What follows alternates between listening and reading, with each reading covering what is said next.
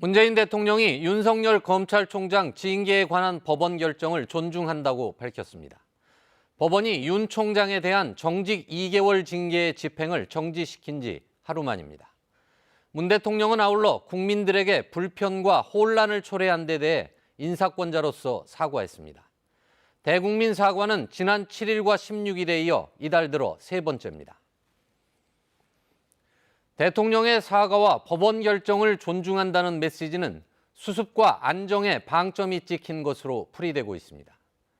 코로나19 3차 대유행이라는 국가적 위기 상황에서 법무부와 검찰의 충돌 그리고 그 파장이 더 이상 지속돼선 안 된다는 판단에 따른 것으로 보입니다.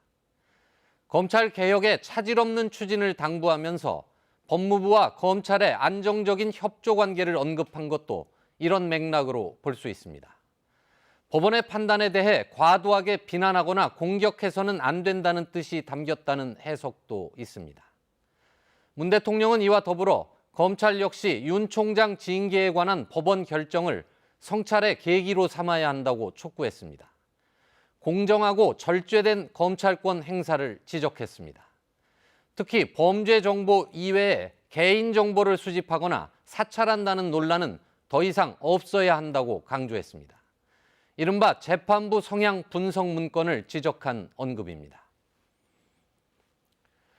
1년 넘게 끌어온 법무부 검찰 갈등은 이제 새로운 국면에 접어든 것으로 보입니다.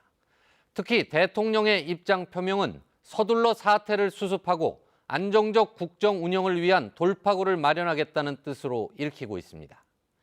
어떤 수습책과 후속 카드가 나올지 관심이 커지는 가운데 내각과 청와대 개편 등 인적 쇄신의 폭과 내용에 우선 이목이 쏠리고 있습니다. 아울러 조만간 있을 공수처 출범을 계기로 검찰 개혁 과제를 어떻게 풀어나갈지 역시 주목됩니다. 뉴스 해설이었습니다.